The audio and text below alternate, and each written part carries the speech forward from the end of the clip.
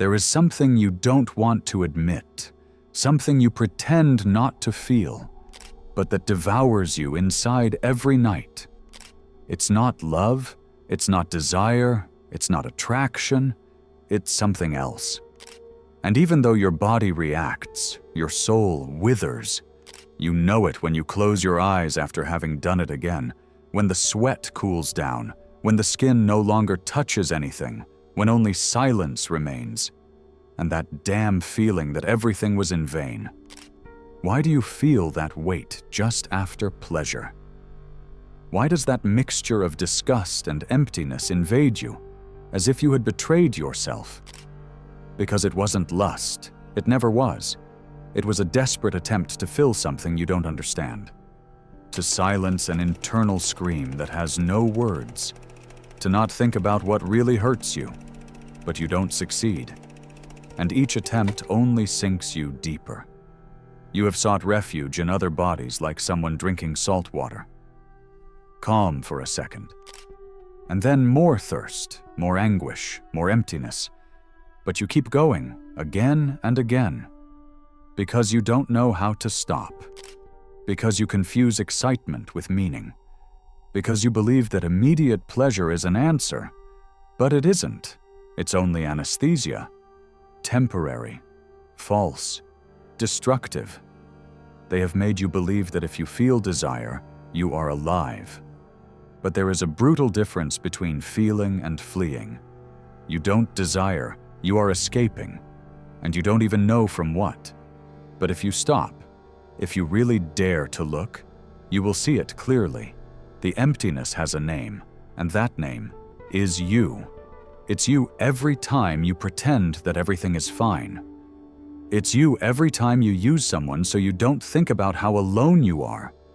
It's you every time you say it's just sex, but you leave feeling even more broken. It's you every time you go back to look at that screen, that body, that stimulus that makes you believe for a few minutes that you matter, that you are alive, that there is something.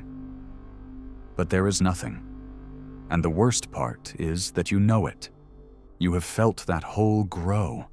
No matter how much you undress, no matter how many times you do it, no matter how forbidden the encounter is, it always ends the same. With that thick silence, that long sigh, that look at the ceiling at nothing. Because the body ends, but the soul does not. And your soul is screaming. Do you hear it? Or are you going to shut it down again with another night, another body, another lie? There comes a moment when desire stops being desire and becomes punishment. And you are already there. You don't look for pleasure, you look for oblivion, but you do it so badly that you only remember more. More loneliness, more confusion, more of yourself. And that's where Socrates comes in, because he said it without adornments, without filters, without compassion. What you feel is not lust, it is emptiness. Deep emptiness, existential, philosophical, the kind that is not resolved with caresses but with truth. And you have been running away from the truth for years. Do you want it? Here it goes. No one taught you how to love. They only taught you to desire. And now you confuse contact with bond, the body with the soul, the moan with meaning. But you don't fool anyone anymore, not even yourself. What if I told you that every impulse you feel is not yours, but an automatic response, a defense mechanism, a reflex of something you lost and that you try to replace with sex? What if what you believe is your sexual freedom is actually your greatest emotional prison? What if behind every faceless night there is a broken childhood, a wounded adolescence, an adult who doesn't know how to deal with pain? What if this video is not about morality, but about awareness? Because I'm not here to judge you. I'm here to tell you enough is enough. Enough of lying to yourself. Enough of using the body as a wall so you don't look into the abyss. Enough of disguising the lack of meaning with nameless orgasms.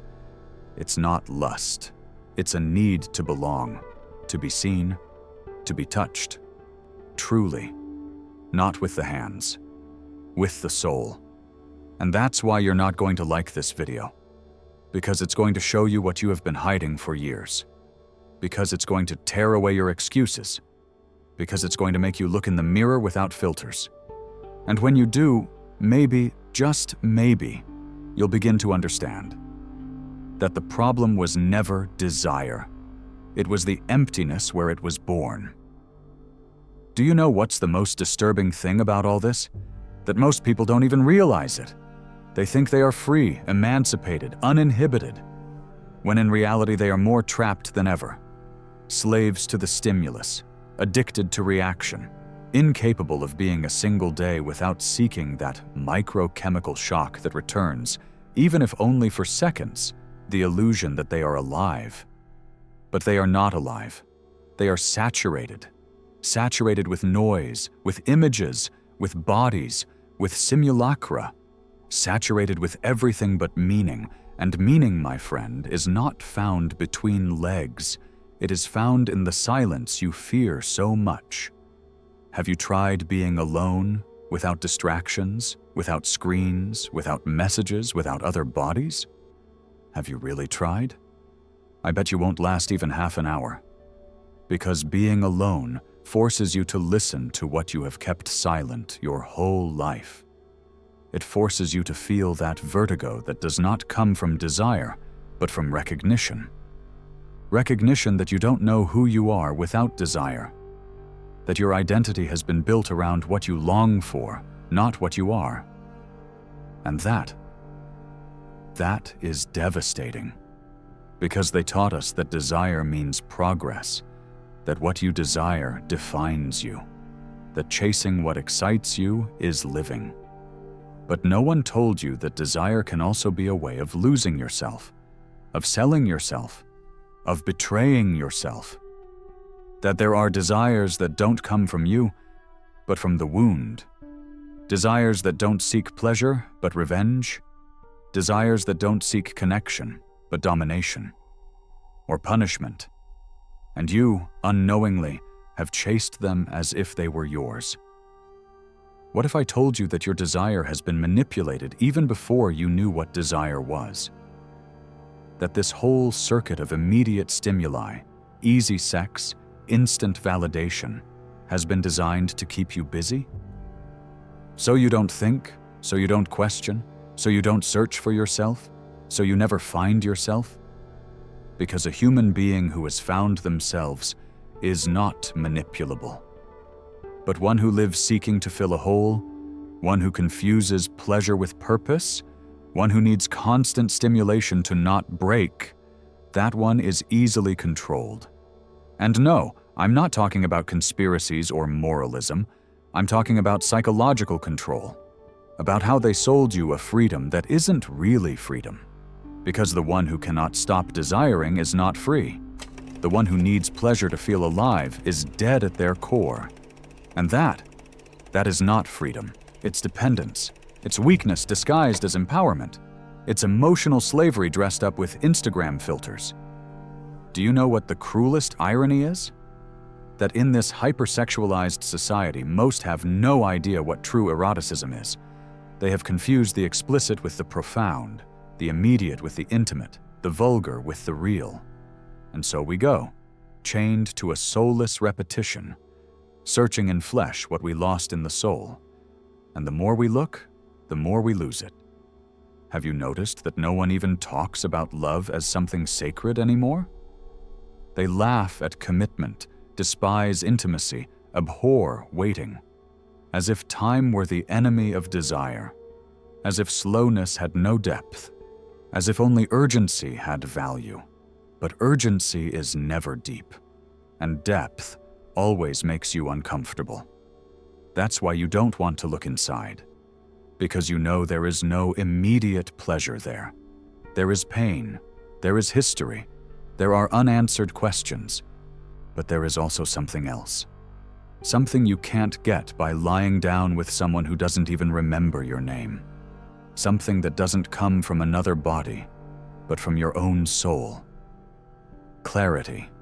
and clarity hurts, because it forces you to let go of all defense mechanisms. It leaves you naked, without shields, without games, but it also allows you to rebuild from scratch.